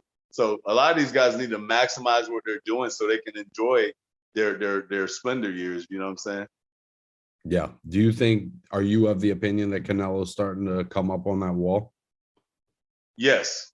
Yes. Last night was a definite show of that, because not only was he the cerebral fight process, which you can't control that. I think that Canelo never ever all the years I've been watching Canelo since the way back, I've watched him from day one, but going back to 2005 all the way up to the first fight with Gomez, and then what's my man's name that used to be a big time puncher, Centron, and all those guys. Canelo never wants a cerebral matchup, man, because it frustrates him. He's like one of those guys that feels like, you know what, like, okay, we've danced enough, let's get to war. You know what I'm saying? Like, let's draw the line in the sand and go to war. Right. Well, and he didn't takes his get that notes. last night. He takes Yeah. his notes. He sees what he needs to see, and then once he does that, he's like, "All right, bet, let's go." And then he wants to put the foot on the gas. He wants to up that pace. He wants to make you go through your gears to see if you can keep up. And usually they can't. And they've all could, man. That was kind of what was special about it. With that being said, if he has that matchup again and he gets outweighted again, I think that is going to make him be like, you know what, you guys can have it. Like I got, all these sports cars, these villas to live in, and all these chicks love my pale skin. So let me. But who knows, bro? I mean, maybe he's Manny Pacquiao. Maybe a loss is like, yeah, I'm still a great fighter. I'll beat that guy. We'll see. Is he Manny Pacquiao? Is he Bernard Hopkins? Is he one of these guys where a loss is not the end of the world because he's such a legend and he still has that belief, regardless. What do you do if you're him? Like, could you walk away with those kind of with that kind of money on the table for fights? Like, or could you see like I could see myself walking away and then them calling me a year later going, "Hey man, we got this fight, OG, $50 million." I think he should do the Golovkin rematch now. I think he should do it now because it's not going to be as interesting if they wait too much longer. And now there's almost better marketing because he's coming off the loss, because now people are going to have Golovkin looked good against Murata. Canelo just lost. Maybe this is more 50-50 than we had thought. This isn't so A side, B side now. So then if he beats Golovkin, he's got that momentum going into a rematch with Bivol. And then the result almost matters less because he's already gotten the win in between. So we know, like, okay, he's still Canelo. You know what I mean? Yeah. And I think I've been saying all along, I think the Triple G is washed. I think that shit is overplayed. I'm not saying he's the same guy, but he's not washed up by any means. He's still got plenty of juice. So I think get the Golovkin rematch, do it at 160 or 168, or do a catch weight. Really, who cares? But just do that fight. Put that to bed finally after 5 years or whatever. And then the Bivol fight looks a whole lot different. And then once you have the Bivol fight, just move back down and wait. Pick one, but just move back down and clear it out. That's what I would think he should do. But I'm guessing they're going to do the Bivol fight before the Triple G fight, which I think it's fair because Bivol won, so it's like he should be able to all those shots to some extent. Before GGG, man, this guy's gonna have a George Jefferson haircut and wearing reading glasses by the time he gets the Canelo fight, man. I know, dude. It sucks. I feel bad. That was like one of the first things I thought when they read the decision was like, Golovkin. Poor Golovkin, dude. He's been doing it their way for so long, and it just never pays off. Yeah. He had to be pissed. He probably threw something at the TV that night, man. He probably threw the TV, bro. You know what I'm saying? Fuck, Yeah. dude. I feel for him, bro. Um, there was a couple more I wanted to get into with you real quick. Fury versus White. What'd you think of the fight? Is Tyson Fury retired? What's the deal with that? I think that Tyson Fury probably wants to retire. I think that his ego and everything and his thirst for greatness won't allow him to, because there's still he still hasn't, even though there's a chink that's been found in Joshua's armor and everything. I think he still wants that satisfaction of putting Joshua on that burning raft and sending him into the ocean, So I think that he still wants that fight. I think that the Eddie Hearns and all those guys want no part of Tyson Fury, so he'll never get that fight. It was a good fight. Dylan White is a contender. I think he's not a champion level and everything, but it was a good fight. Tyson's had a great career. Nothing to be ashamed of to walk away and everything. He's made great money. He's accomplished great things as far as getting over his spiritual warfare and his mental sanity and everything, getting over his habits and his addictions is really a testimony, man. I would like to see them talk about the other stuff that happened outside of the ring more now that he's going to retire. But we'll see in a bit if it's legit, if he's really going to walk away. But I think that if he stays gone more than 3 months or 4 months, then there's no way he comes back. He has other vices, man. He's like Pookie, man. They be calling me Scotty. Yeah. But you're a guy that's retired and walked away, right? So how do you know when a guy says it, if they mean it? How do we know this is not Mayweather 2007 where he's going to come back in a year and a half? Man, you know what? Well, maybe Tyson is more like me, because I was between football and boxing. I got tired of the rat race of being an athlete of that caliber. And I literally just was like, you know what? My kids, I'm missing their teenage years. I'm missing, you know what I'm saying? I'm tired of having to fly over here and fly over there or miss this holiday. I can't eat. My mom is a great cook, as everybody knows out there. I can't eat Miss Jackie's cooking and everything. So I'm gonna, and enough is enough. Like what am I doing right now? Like for me, it was a lot different because I was at the end of my career. I had losses and everything. It's like, okay, yeah, I could keep going. I could keep competing with these younger guys, but enough is enough. Like I've already accomplished more than most. And I would think that Tyson would feel the same, and he's probably been through a lot of up and down. There's a lot of out of the ring stuff going on with him, so I think that he's probably wants to turn his life towards his family more. So if he can identify what he wants to turn his life towards, like if it's family, it's not financial, definitely, because he's making buku money. It's not as far as like, oh, I need to accomplish everything because he's the millennial champion, So I think that he can walk away if he concentrates and keeps his eyes on what really, really matters, his family. I just thought it was funny when he said it. Like any boxing media I saw, they would be like, yeah, right. Yeah, right. It was just like, nah, like, why not? Yeah. Why not? Nobody wants you to retire out. They want you to die out. That's the thing that's funny about boxing, and that's why it never happens really. Like, Lennox Lewis is the last champion that walked away with money, and they still are trying to get this guy to come out of retirement. Nobody wants to see you walk into that sunset in boxing, bro. Nah, there's a part of them they want the game to retire you. They want you to lose. Yeah. They want you to get knocked out. They want there to be a reason, other than this is the moment for me. I think Andre did that perfect. I think in his own way, Sean Porter did that perfectly, where it was like Calzaghe.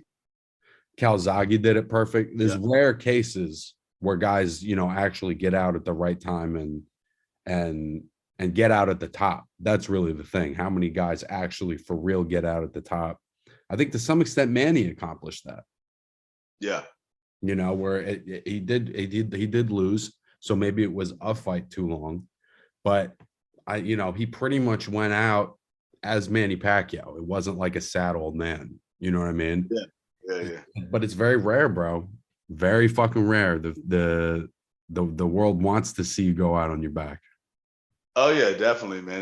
They want to see you gone, man. Like you said, it's rare that you see a fighter walk away on top of the game. Like it's Yeah. very rare. Like, maybe like 10 people that I can think of off the top of my head. You know what I'm Yep. saying? Like not even the great like Ali or Sugar Ray Robinson. Not even they walked away Boy, on top. stayed way You too know? fucking long. Yeah, yeah. A lot of guys just stay too long. It's just one of those games.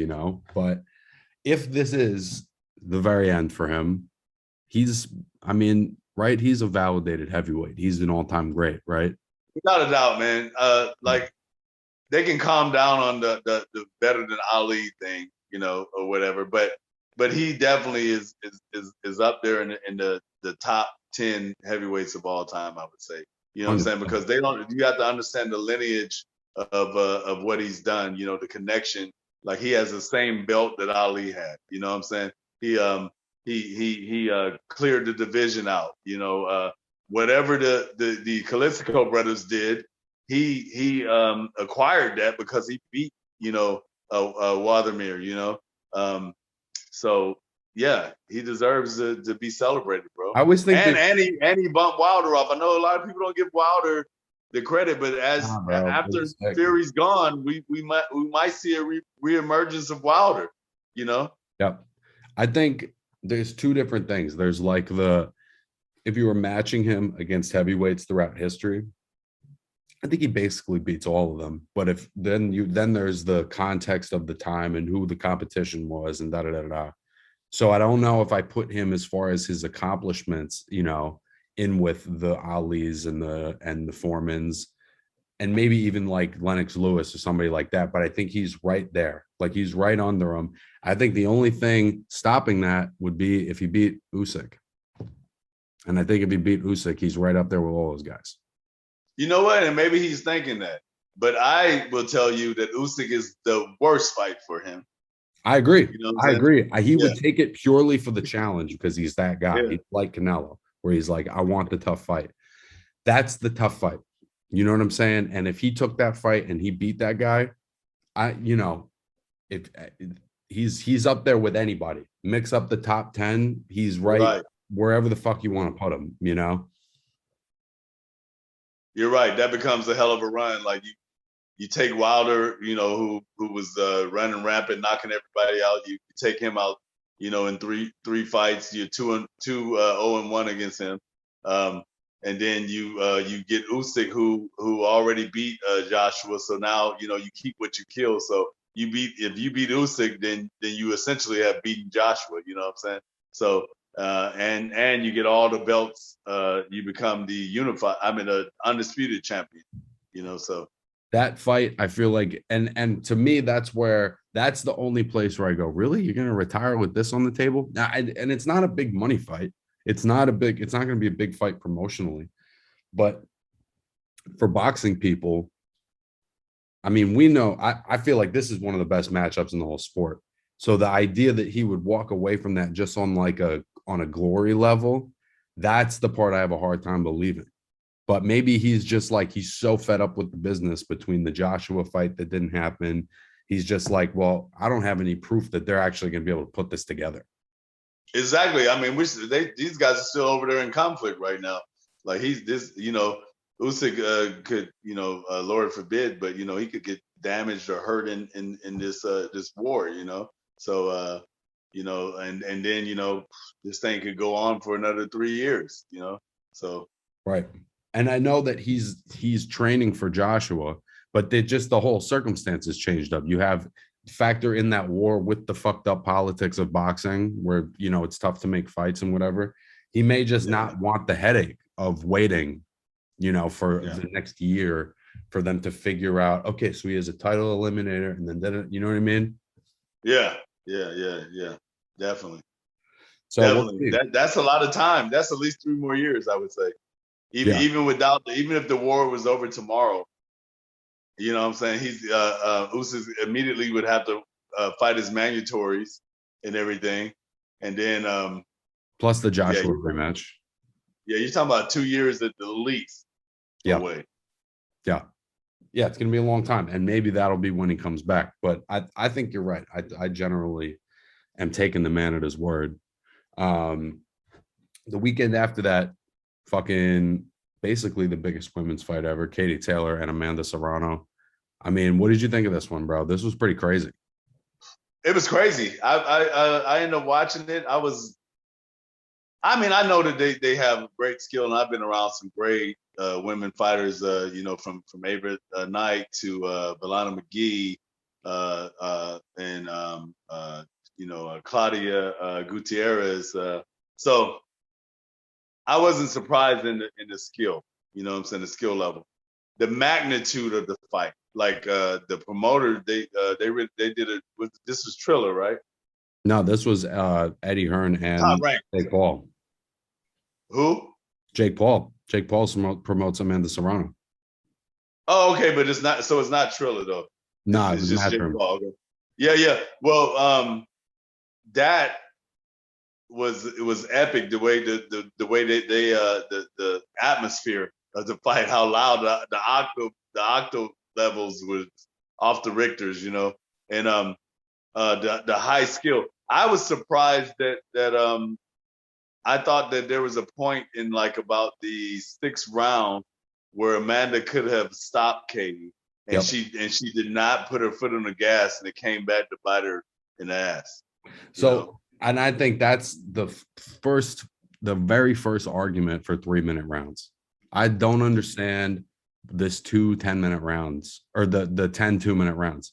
That shit is ridiculous to me. I mean, I think that alone changes the whole dynamic of the fight, because there's never a time where Katie had to survive a full 3 to get through Amanda's power. You know what I'm saying? It's broken up in this different way, where I think it really it fucks up the dynamic of a fight that high level.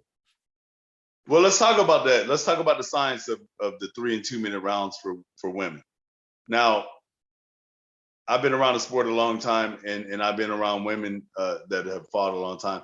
And if you study anthropology and everything, right, you know that the women don't have the Cro-Magnon hardness of the skull like we do. You know what I'm saying? And that's all built from testosterone, right? So with that being said, have you ever seen a woman after a fight like that? What, just like how marked up they are?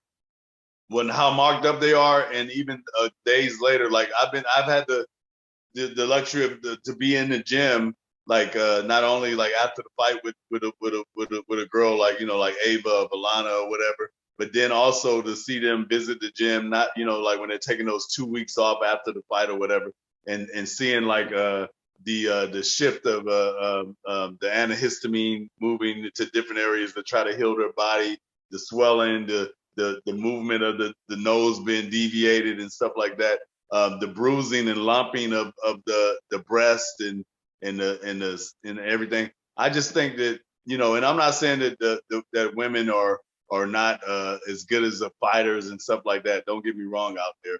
What I'm saying is that a woman takes a beating different than a man takes a beating. If you don't know that, then I don't know what to tell you. I'm not being chauvinistic in saying that. So with that being said, I think that's why that there is that 3 and 2-minute difference in a round, because that 1 minute can be the difference between, we just said it, between Katie not getting up off that stool and us having a full fight. I think I hear what you're saying, and I don't even necessarily disagree with it. I just feel like we're talking about the highest level of sport. You know what I'm saying? And a lot of the fighters want it. A lot of and the sport is risky regardless. What women may take punishment differently, but we're all signing up for the same thing. You know what I'm saying? And ultimately, this is also not chauvinistic. Men hit harder. So, there's that added danger when we're in the ring. So I just feel like for a fight of that level, there has to be some kind of give. We either need 12 2-minute rounds, like I need a full title fight, or you gotta just do it all the way and say, fuck it. We're all signing up for the same thing here. Yeah. Well, also, like I've managed some females, like Claudia Gutierrez, definitely. You know that usually a world title fight for a woman is only 8 rounds. Did you know that? That doesn't make any sense to me. It doesn't make any sense at all, because they should be allowed to go at least 10. But you can make a world title fight for a woman at 8 rounds if you wanted to. You know what I'm saying? But in the same token, you can make a world title fight or eliminator for guys in 10 rounds if you wanted to, if they sanctioned it that way. But so I think that they should go into something, and this has to do with the commissions, where they allow the women to vote on it, just like how some guys can vote on 8-ounce gloves or right. whatever. And that's we're going to go 12 rounds and we're going to go 3 minutes. Are you good with that? I'm good with that, and we can get paid more money or whatever. And I'm good with it. You're good with it. Okay, let's do it. Right. If both the fighters want it, right? If both the fighters want to do it, the skill level's there, the money's there. When you get to that highest level, I don't see how that's not at least a part of the negotiation. Yeah, it should be. I agree with that. I think it should be negotiated upon, definitely. And then we're talking about Katie Taylor, Amanda Serrano, Claressa Shields. We're talking about the best in the world. That's where I feel like it sells it short. When you get to that elite level, and now, the round was like we didn't even get to see that play out. I feel like. Yeah, definitely. Now, what do you? And I think I already know your answer to it, but I just have to throw it out there because it is in the media. Like Claressa Shields has been trying to get it done for some time. She wants to fight a guy. Like, I'm sure that there are some guys out there that she can beat, but is there a market for that kind of stuff? Is there a market for a woman to fight a male in the world that we live in? Is there a market for that kind of stuff, or is it just like nobody wants to see a man fight a woman? Of course, I would think that I mean, I don't want to see it, but at the same time, is there a market? There might be. I think mostly that's going to get cut off before it even happens. And I get why Claressa wants to do it, because she's like, in her mind, she's like, this is going to make me valid. If I get in there with a male fighter and I fucking kick his ass, I'm going to be the favorite in every fight I'm ever in. So I get in her mind why she's like, I need to prove this. But no, I don't think there's going to be any kind of real appeal to that. I'm personally not that interested in it. And I think that, I think it's different when, I read an article that Shakur Stevenson and Michaela Mayer sparred together. I think that's sort of the line. Like, there's nothing, I don't see anything wrong with training together, but I just don't see how that would sell. And particularly if it ended ugly the other way, I think that people would get sour on it so quickly. Oh man, it would be gross. It would be the worst thing in history. No, imagine that. What if there was like $1 million baby type ending or something like that? Yeah, like, I don't think anybody would enjoy. I think the minute it took that turn, everyone would go, "Oh, what did we do here?" Yeah, like, oh my God, why am I even here? I got to get out of the arena. Like, I don't want anybody to see me here. Like, yeah. Yeah, I just don't. I don't think there's any good can come from that. Yeah. That maybe for Claressa, all right. So let's put a fantasy world together, right? Claressa Shields kicks the shit out of David Benavidez. Sure, there's some bet, but like, I feel like that starts to be like we're living in a fantasy also. Yeah. I know one thing. I wouldn't, back in Ann Wolf's prime, I wouldn't want to spar her. Hell no, bro. That's the whole point. Is it's like, I know that Claressa Shields is a badass. I don't need to see her fight Callum Smith to prove that. Yeah, yeah, You know, I yeah, don't need to see Rigondeaux fight a middleweight to know that he's a badass. So yeah. I'm the more women's boxing develops, the more I just sort of look at it as a different weight class.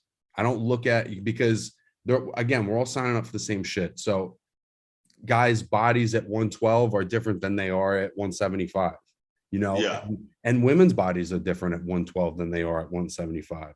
And yeah. women's body, you know, it's all to me, it's just different weight classes now.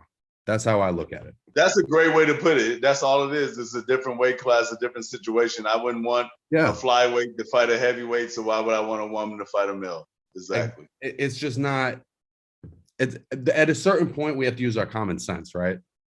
Yeah.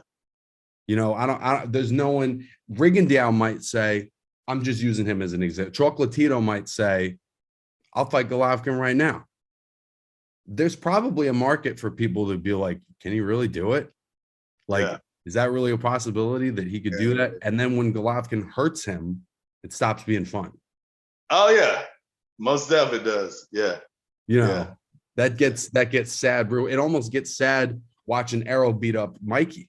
So, you know, it's not gonna take a lot. Yeah. So Yeah, that did get bad, man. I remember watching that Mikey Arrows fight, but I was like, oh, Mikey, why'd you get in this fight, man? Like, I you're know in over your head. Like, come on, bro. it's that it was a tough one to watch. The Yeah. historical for me, because you know what, his defense was good. He was game. He did what he could, but it was just like, God damn, bro, he's just so much smaller. Yeah, yeah, yeah. It was like watching Yori Foreman fight Cotto with the blown out knee. You know, that was crazy. I was like, oh God, this guy's out here, man. I was there. I was there for that Oh, one. you were? I was there for Oh man. Martinez and Cotto. And I remember I was sitting next to, and Cotto was fucking phenomenal that night anyway. He would have been tough for anybody. But I was sitting next to like the Sergio Martinez stan. You know what I'm saying? Like he was the number one Maravilla fan. You know what I'm Yeah, saying? And the look on he was just so devastated. He was just like, oh fuck, dude. I came all this way. You know, Martinez was a legend anyway. I think everyone yeah. was expecting a 50-50 fight, and then Cotto just fucking walked right through him easy. Yeah, his leg was messed up, man. It was crazy. Yeah. Yeah. Big props to Sergio Martinez, man. He was a real fighter, man. Still fighting, bro. Yeah, yeah. I just saw that a couple weeks ago. He's still doing How it. old is he now? He's got to be in his 50s, right? I mean, bro, he's like quite a bit older than you. Yeah, he's like 48 at least. Yeah. 48, 49. Yeah. He might be in his 50s. So Yeah. it's pretty crazy. And I've seen him, and his feet are not the same. He doesn't move the same way, but he's still got some decent little hand speed, and he's still a capable athlete. Oh yeah. Oh yeah. Hey, I get, was getting guys to spar in the gym and everything all the time. Now, with the blood clot scare, of course I would never spar again in my damn life.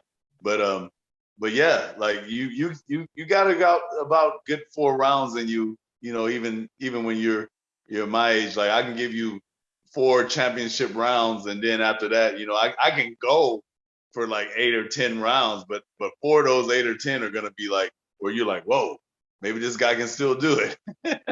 So I Yep. can see Sergio doing that, So Yeah. So then the last one I wanted to talk to you about was Shakur and Valdez. This one to me, I kind of saw coming a little bit, and I love Oscar Valdez. He's a great fighter, but I think Shakur is going to do this to dudes the way Floyd did. People are going to go, oh, this is a 50-50 fight, and then he's just going to make it look easy fucking peasy. yeah. Well, the thing is that like you said, I props to Valdez and everything. He's a really good fighter. The guys he was fighting are not like, there's levels to this whole thing. You understand what I'm saying? Like Shakur Stevenson is a 100-year talent, meaning that Like there's not going to be a Shakur Stevenson again, and probably for the next 100 years. You understand what I'm saying? So you get a guy like Valdez, and I knew it was not going to be an even fight. I don't care what people kept saying. I'm like, come on, man, like. And they're like, I had my boy Demondre. He went out to Vegas to watch a fight. I'm like, dude, I know you're a big Shakur fan, but you could have picked another fight. And he's like, oh no, this is gonna be the one. And I'm like, man, come on, man. This is not. But the Mexican fans thought it was possible. So because he said they were there in the grove. Valdez looked like a boxing wizard against Barchelt. So there was a part of me that I'm like, I'm thinking of that guy. How does that guy that night match up with Shakur? And in my mind, I'm like, all right, maybe it's interesting. But that's not typically how he's fought. And Barchelt put that out for him on a platter. Yeah. In a sense where it's like, I come forward right here. There's no head movement whatsoever. Yeah. I'm going to stay right in the center. I'm weight drained. It like just all lined up perfectly for him. But let me ask you this. I saw all of that you're talking about, but the only question I want to ask is, was Oscar's power overrated?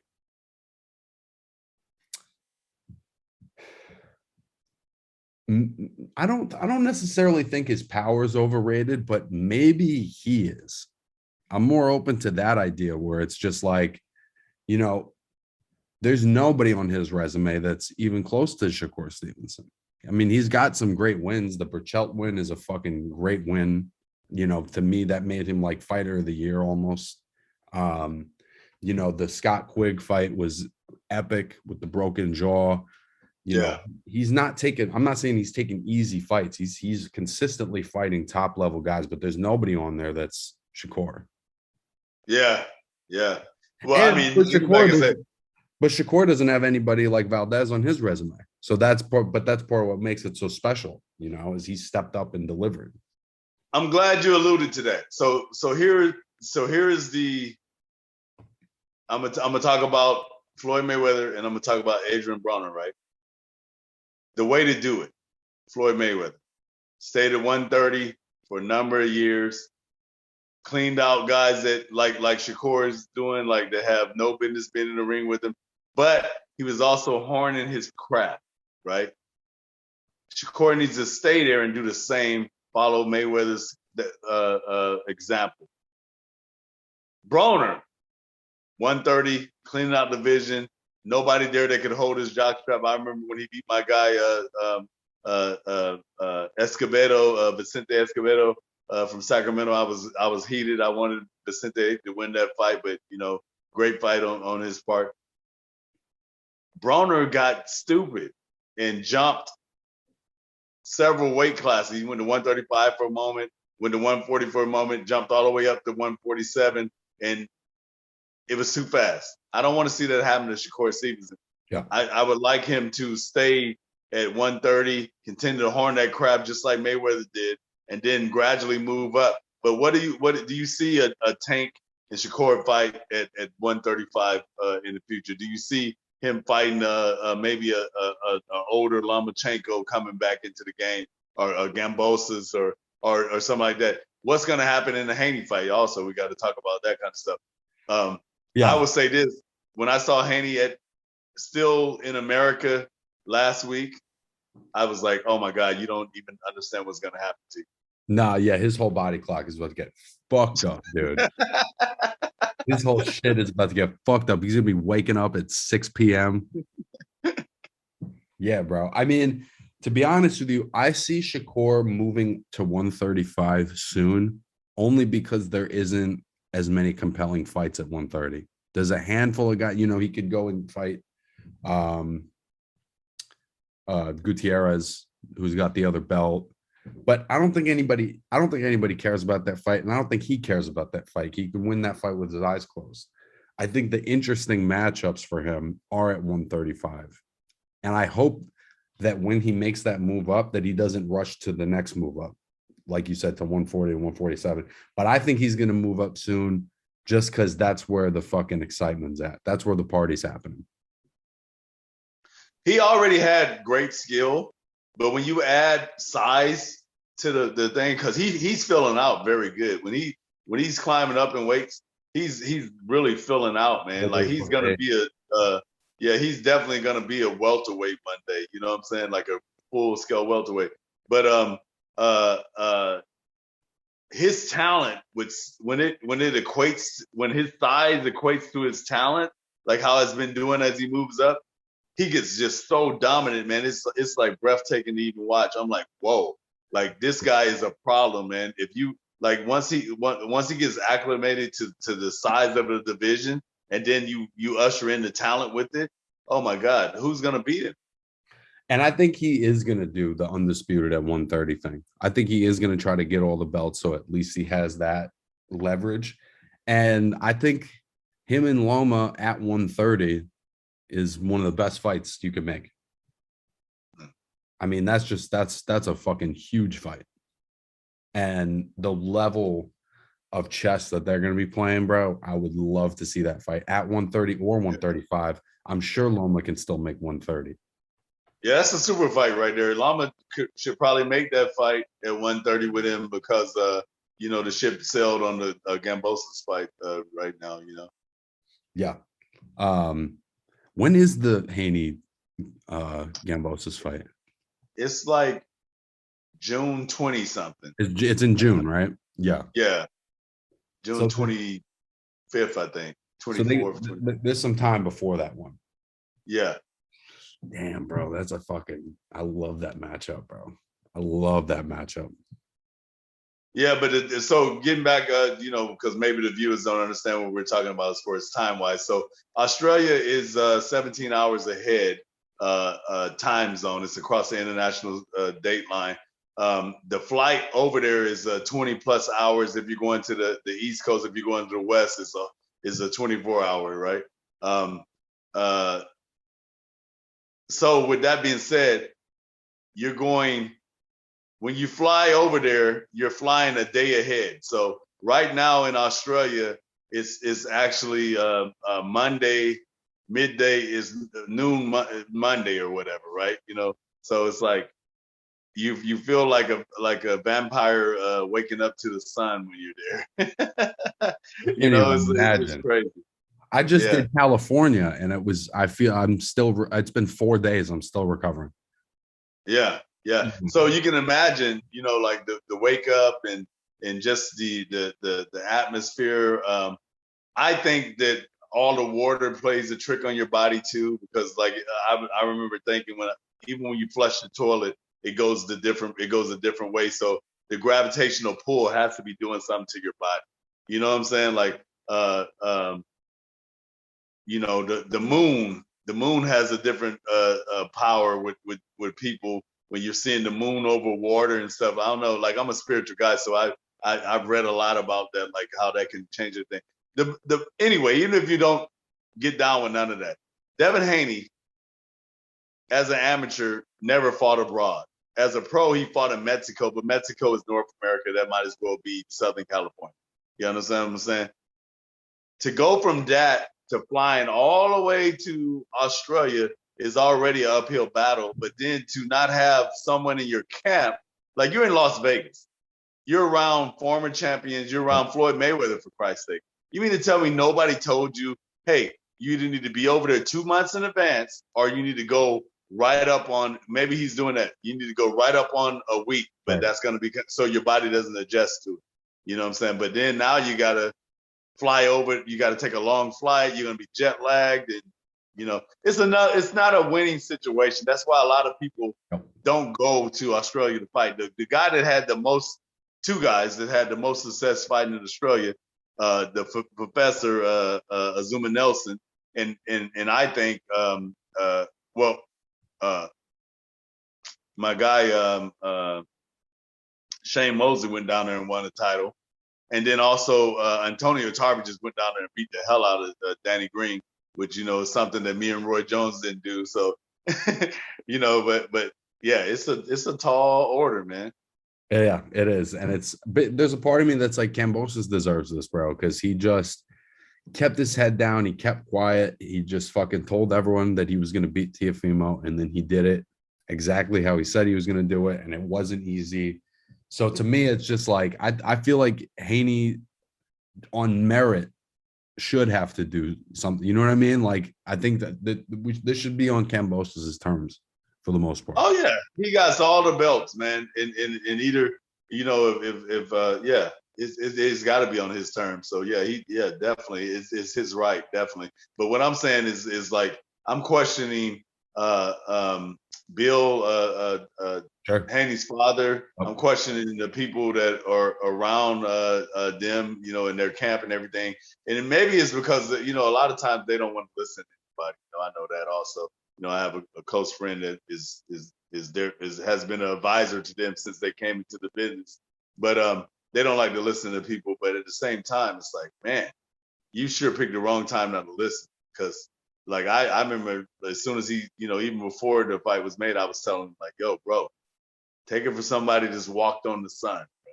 Like, don't go down there. Like, don't even go down there. Like, like I was telling him like, hey, if Gambosa really wants to be the undisputed, you know what I'm saying? Then he's at some point in time is going to come back to America and try to get that belt from you. Just go on and fight other people. Like make the Lomachenko fight. Make all these other fights. Don't handicap yourself and go down there and let the Pacquiao. Even Pacquiao couldn't overcome Australia, bro. yeah, couldn't overcome Australian judging either. Johnny, he got whipped, man. Come on, man. I love Pacquiao too, but he got his head beat in, dude. You're one of those Jeff Horn beat Pacquiao guys. Yes, and just like, And I'm also a guy that Pacquiao lost the first Bradley fight too. Oh, you're wilding, bro. Come No on, way, break dude. it down, bro. Break it down. He thought that he could sandbag those first couple rounds, and he gave him 4 or 5 of those first rounds just by no activity. Nah, man. I haven't watched either of those in a while, but he won both. He got ripped off on both of those. I'm sorry. He did. But hey, there's a reason that he lost them. So, somebody agreed with you. Yeah. Hey, and that's one thing I was, props to boxing, man, for that, because it could have been very easily, they could have easily been like, no, we can't let Canelo lose. Sorry, Bilbo, you lost. You know what I'm saying? We can't lose the fight and lose in Vegas also. You know what I'm saying? That was the kind of fight that was like Canelo did just well enough where they did, 115, 113 each way, and then a draw, and then the fight's a draw, and everyone goes, oh, like that could have happened so easily. Yeah. And normally probably would. Yeah. So last thing before I let you go, bro, Charlo and Castano too. Who you picking? Well, because that's next weekend. I would think that hold it. So who's in this Charlo's corner? Is Ronnie Shields in this corner or no? I'm actually not sure. I'm gonna Google that real quick. Yeah, because that's my X factor right there. Who's this trainer? Derek? Not Derek. No. I think it is Derek James. All right. Well, at least he has Derek James.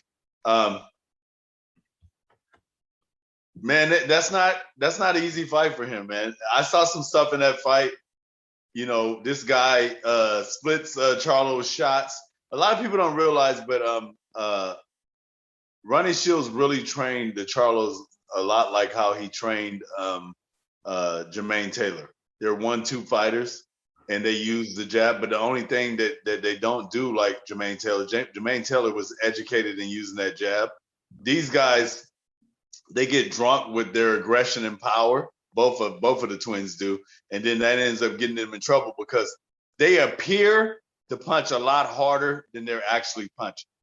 Their blows sound very thudding and they're aggressive. They come out real hard.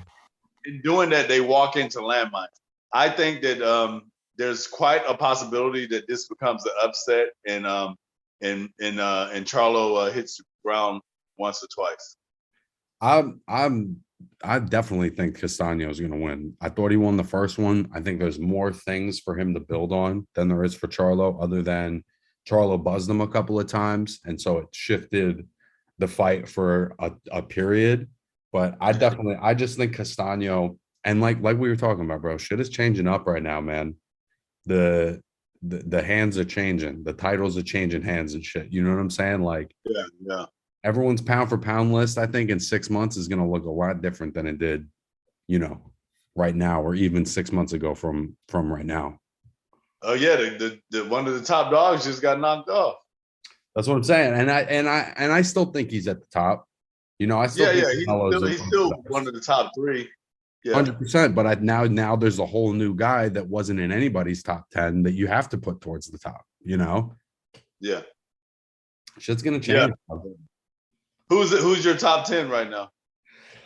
Oh, that's funny because I was working on Top it. five. Give me five. I was working on it last night, but my top five, and I'm open to change here. This was me. I was just sitting, piecing it together. And also, what could change on this is if Fury is actually retired. But I had one Now Bivol. pause right there. Pause right there. I'm old school. I never have put a heavyweight in a pound for pound rank Oh, then you're because gonna they hate only mine. can fight heavyweight. Then You you're gonna understand hate. what I'm saying? I do, but the way I've always looked at pound for pound is it's like if you took size out of the equation, who's the best and who's accomplished the most. So that's where for me I still factor the heavyweights in because, or even somebody like Usyk, who hasn't been a heavyweight his whole career. You know, Exactly, but Usyk can fight at cruiser. He cleaned out the cruiser division, so yeah, he deserves to be on the pound for pound list. Usyk, I don't think he can make light heavyweight, but uh, but yeah, he's fought in two weight classes, so yeah, he goes on the pound for pound list. But go ahead. so at the moment I have one Bivol, two Canelo, three Usyk, four Fury, five Crawford. That's what I got right Oh, now. oh, whoa, whoa. All right. So how come no Errol Spence in there because he hasn't fought in two divisions? Because Errol Spence is sixth on mine. Okay. I have him right Now, after if Crawford. I go by Errol Spence's ledger, I have to have him at three. I think I have Crawford at one. Bivol will be two, and then Canelo being four. Well, actually, I would have to put Canelo at three and Spence at four.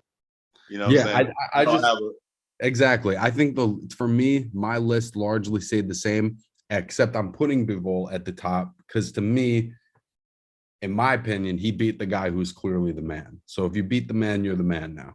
yeah. And so yeah, I do think that as a whole, Spence's resume is better than Bivol's, but he hasn't beaten a Canelo Alvarez. You know what I'm saying? So that's where it gets tricky. I kind of get what you're saying with the heavyweight thing because there's no change up for somebody like Tyson Fury, but then I feel like that's almost another reason to keep him in there is it's just like, I feel like the heavyweight division is significant and he's been in a pretty good era, this post Klitschko era. There's a lot of different guys. So Yeah. I think that's part of why I've kept them in it is because between dethroning Klitschko and doing to Wilder what he's done, I just think that it would be hard not to put him somewhere in there. Yeah. My fifth guy, if Gambosis beats Haney, which I imagine that he will. Now he becomes the undisputed of that weight class, which hasn't been done maybe ever at 130 at 135 pounds. And he'll slide right into this list, bro. I'm telling you, my list is gonna look so because sixth I have Spence, seven I have Golovkin, and who knows when the fuck he's gonna retire. Eighth I have Loma, who is literally in a war. Nine I Yeah. have Juan Francisco Estrada, and 10 I have Chocolatito. So when Chocolatito and Estrada fight, whoever wins is gonna stay. The other one's probably gonna fall off. Golovkin retires, he's gonna fall off. If Fury retires, he's gonna fall. Like shit is changing, bro. Mm. It's Yeah. kind of exciting. Yeah, it is, man. This is a good time, man. From heavyweight on down, man. It's a great time for boxing. You Yeah. know. Yeah. Well, Otis, brother, we've been going for almost 2 hours. It's been great talking Yeah, to you. definitely. It's been fucking incredible. It's been a long Hey, time. happy Mother's Day to you, man. Tell everybody that you love. Happy Mother's Day and everything. If you guys haven't done so, the perfect gift. You know what I'm saying? Go out and get a change of hearts for a Mother's Day gift, man. for all the mothers and all the daughters in your life, you know, and all the sisters in your life, man. Go get that book. It's a great read. You guys are going to be treated to the motion picture here soon, you know. But if there's an ending that you got to read this book about, man, like this is probably one of the best endings of a story that you've heard in the last 20 years. Well, it's a good pitch, bro. Is anything else, anybody else you want to shout out before we call it? I want to shout out all of my medical doctors, Dr. Gummy Gummy, the whole staff over at Mercy General, which is one of the best, hospitals in top 2 in the country. I'm so lucky to be around that kind of stuff because here I've almost died twice from 2017 to now. So I just want to shout out, matter of fact, doctors everywhere. Doctors and nurses never get enough credit. You know what I'm saying?